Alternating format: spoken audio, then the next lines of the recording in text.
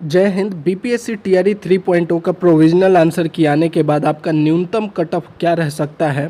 Primary teacher 1 to 5 की बात करेंगे, सभी वर्गों के न्यूनतम कट ऑफ। और 3 प्रश्न ऐसे हैं जिनका आपत्ति दर्ज करने के बाद 100% जो है अंक बढ़ने वाले हैं।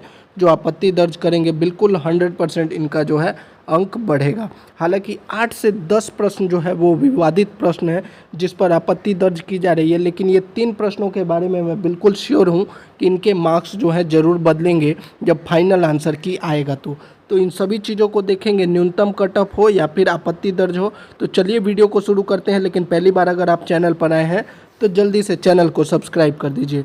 तो पहला प्रश्न है जिसका आंसर 101% बदलने वाला है, वो है ये कि निम्न में से बिहार में सबसे पुरानी नदी घाटी परियोजना कौन सी है। इसके जो पांचों ऑप्शन है उसमें से बीपीएससी की तरफ से सही माना गया है दामोदर नदी घाटी परियोजना। ये जो है प्रोविजनल आंसर की में जो है बीपीएससी की तरफ से दिया गया है, जबकि हमारे तरफ से जो है इसका आंसर होगा सोन नदी घाटी परियोजना। इस प्रश्न को अगर आप चैलेंज करते हैं 101% है, इसका जवाब बदलेगा और आपका जो है मार्क्स 1 नंबर बढ़ जाएगा, क्योंकि इसका सही आंसर सोन नदी घाटी परियोजना है। ये तो पहला प्रश्न है, जो 3 प्रश्न हम बोल रहे हैं उनमें से ये पहला प्रश्न है। दूसरा है भारत के नए संसद भवन में सांसदों के निलंबन का रिकॉर्ड निम्नलिखित में से कौन सा है। तो इसका जो आंसर दिया गया है बीपीएससी की तरफ से वो है उपरोक्त में से एक से अधिक, जबकि हमारे तरफ से इसका आंसर होगा ई, उपरोक्त में से कोई नहीं, क्योंकि ये डीएमके के जो 16 सांसद निलंबित हुए इसमें ऑप्शन में है, जबकि हुए थे 21। तो कहीं ना कहीं यह भी एक विवादित प्रश्न है और इसका भी जो है आंसर बदलेगा अगर आप इस पर आपत्ति दर्ज करते हैं। इसका सही आंसर होना चाहिए ई। तीसरा जो प्रश्न है जिसकी हम बात कर रहे हैं, कांग्रेस समाजवादी दल की स्थापना। अब कांग्रेस समाजवादी दल की स्थापना कब हुई थी? 17 मई 1934 को। 17 मई 1934 को। अब यहाँ पे मई 1934 है, तो इसका सही आंसर होना चाहिए मई 1934, जबकि यहाँ पर इसमें बीपीएससी की तरफ से दिया गया है ई, उपरोक्त में से कोई नहीं। तो ये 3 प्रश्न कहीं ना कहीं ऐसे हैं जिन पर आपत्ति दर्ज करने पर आपके मार्क्स जो है ज़रूर बढ़ेंगे। बाकी और भी प्रश्न है, 8 से 10 प्रश्न हैं जिन पर विवाद है, लेकिन ये 3 प्रश्न को लेकर तो मैं श्योर हूँ कि इनके जो है मार्क्स बदलेंगे। अब बात कर लेते हैं जो न्यूनतम कट ऑफ की बात कही जा रही है उसके ऊपर। ये जो आप बीपीएससी का कट ऑफ देख रहे हैं ये टीआरई 1 का कट ऑफ है। आपको पता होगा टीआरई 1 में जो है, यहाँ पर मैं आपको दिखा भी देता हूँ, टीआरई 1 जो है उसमें कितनी सीटें थी? 70,000 के आसपास सीटें थी। सीटें मतलब इन पर जो है रिजल्ट दिया गया था, टोटल जो है 79,000 के अराउंड सीटें थी, पर रिजल्ट जो है लगभग 70,000 सीटों पर दिया गया था। अभ्यर्थी कितने थे? 4.5 लाख अभ्यर्थी थे। लेकिन आपको याद होगा कि इसमें बीएड को आउट कर दिया गया था। जब कोर्ट का आदेश आया बीएड को आउट कर दिया गया था, लगभग 2 से 2.5 लाख अभ्यर्थियों को जो है आउट कर दिया गया था।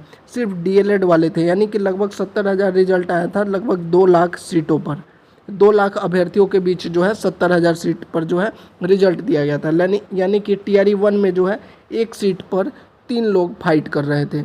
और वहीं अगर टीआरई 3 की बात करें तो टीआरई 3 में क्या है, 28,000 सीट है, 1,16,000 अभ्यर्थी है, इसमें सिर्फ डीएलएड है, बीएड का कोई है ही नहीं, यानी कि एक सीट पर जो है 4 लोग फाइट कर रहे हैं। अब आपके मन में प्रश्न होगा कि टीआरई 2 की मैं बात क्यों नहीं कर रहा। तो देखिए, आपको पता होगा टीआरई 1 का जो रिजल्ट आया था वो 50% आरक्षण के आधार पर आया था। टीआरई 2 का जो रिजल्ट आया था वो 65% आरक्षण के आधार पर आया था, जबकि टीआरई 3 का जो रिजल्ट है वो किसके आधार पर आएगा? वो फिर से 50% आरक्षण के आधार पर ही आएगा। तो यानी इसीलिए जो मैं टीआरई 1 और टीआरई 3 को जो है कंपेयर कर रहा हूँ। यहाँ पर जो है एक सीट पर 3 लोग थे, यहाँ पे जो है एक सीट पर 4 लोग हैं। तो आइए अब देखते हैं कि कट ऑफ, न्यूनतम कट ऑफ क्या रह सकता है। तो देखिए, जो बात कही जा रही है प्रोविजनल आंसर की आने के बाद मैक्सिमम अभ्यर्थी ऐसे हैं जिनका कमेंट यही आ रहा है कि उनके 3 से 4 या 5 नंबर भी कम हो रहे हैं। तो कहीं ना कहीं यह जो है कट ऑफ को भी प्रभावित करेगा। तो अगर टीआरई 1 में जनरल मेल का कट ऑफ बन रहा था 67, तो इसमें जो है 74 to 78। टीआरई 3 में जो है जनरल मेल का जो कट ऑफ बनेगा वो 74 से 78 का।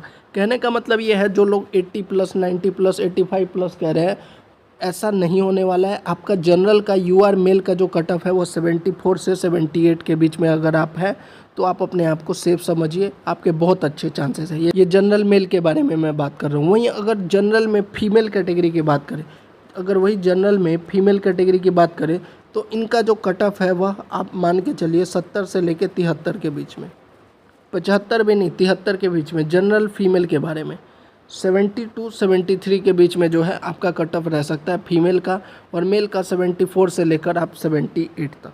अब बात करते हैं EWS की। तो EWS में अगर मेल कैटेगरी की बात करें तो इनका कट ऑफ जो है 70 से 72 के अराउंड रह सकता है मेल, EWS मेल। ये मैं किसकी बात कर रहा हूँ, EWS में मेल कैटेगरी की। वहीं EWS में अगर फीमेल कैटेगरी की बात करें तो इनका जो कट ऑफ है वह आप मान के चलिए 65 टू 67 के अराउंड रह सकता है। इसके अलावा अगर हम बात करें बाकी कैटेगरी की, EBC की बात कर लेते हैं, EBC कैटेगरी की बात करते हैं। तो EBC कैटेगरी में अगर हम मेल की बात करें और फीमेल की बात, दोनों की बात करते हैं, अगर सिर्फ हम मेल कैटेगरी की बात करें तो इनका जो कट ऑफ है वह 65 के अराउंड रहेगा, 65 टू 67। और वहीं अगर फीमेल की बात करें तो फीमेल का 60 से लेकर 62 के अराउंड जो है कट ऑफ रह सकता है। वहीं अगर BC कैटेगरी में मेल और फीमेल की बात करते हैं, BC कैटेगरी में मेल और फीमेल की बात करते हैं तो देखिए BC कैटेगरी में मेल का पिछली बार कट ऑफ कितना गया था, TRE 1 में गया था 60 और फीमेल का कितना गया था 50। इस बार जो है TRE 3 में जो है इसका कट ऑफ जो है 69 के अराउंड रह सकता है, इससे +2 और 69 टू मान के चलिए 71, इसके अराउंड जो है मेल का कट ऑफ रहेगा BC में। वहीं अगर फीमेल की बात करें तो फीमेल कैटेगरी में जो कट ऑफ है BC फीमेल का वह आपका मान के चलिए 60 के अराउंड रह सकता है, 60 से लेकर आप मान के चलिए 63 के अराउंड, इससे ज़्यादा जो है नहीं जाएगा। इससे कम हो सकता है, इससे कम हो सकता है लेकिन इससे अधिक नहीं जाने वाला है। ये मैं BC कैटेगरी के फीमेल के बारे में बात कर रहा हूँ।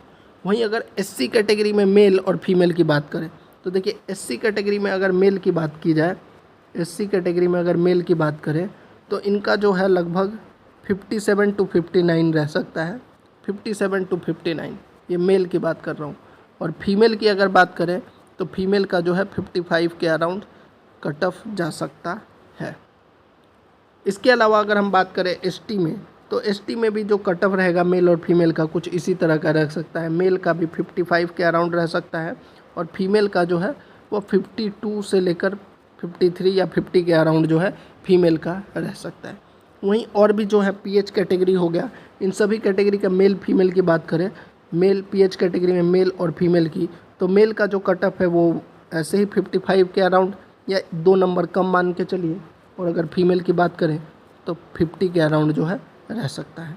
तो ये अनुमानित कट ऑफ जो है मैं TRE 1 और TRE 3 दोनों को कंपेयर, मैं फिर से बता दूं TRE 2 में भी जो है 65% आरक्षण, यानी कि 65% का मतलब है कि 15% अधिक था, इस बार जो है 50% पर दिया जा रहा है। तो सबसे ज़्यादा जो रिजल्ट की बात कही जा रही है कि जनरल कैटेगरी में जो रिजल्ट आएगा वो काफ़ी हाई जाता है। तो देखिए इस बार 15% अगर अधिक सीटें हैं तो कहीं ना कहीं जो है रिजल्ट जो कट ऑफ जो रहेगा वो कम जाएगा ही। और आपने प्रोविजनल आंसर की में भी देख लिया है कि बहुत से अभ्यर्थियों का मार्क्स कम हो रहा है। तो जनरल का जो मैक्सिमम कट ऑफ जितना हमने बताया है वह 74 टू 78 ही रहने वाला है। आपकी कितने मार्क्स बन रहे हैं और आपको क्या लगता है कमेंट बॉक्स में ज़रूर बताइएगा। साथ ही डॉक्यूमेंट वेरिफिकेशन से रिलेटेड मैंने वीडियो बना दिया है, उसको आप देख लीजिएगा। डॉक्यूमेंट वेरिफिकेशन से रिलेटेड कोई भी जानकारी या कोई भी प्रश्न है तो आप हमसे कमेंट में या फिर टेलीग्राम चैनल पर जाकर भी पूछ सकते हैं। जय हिंद।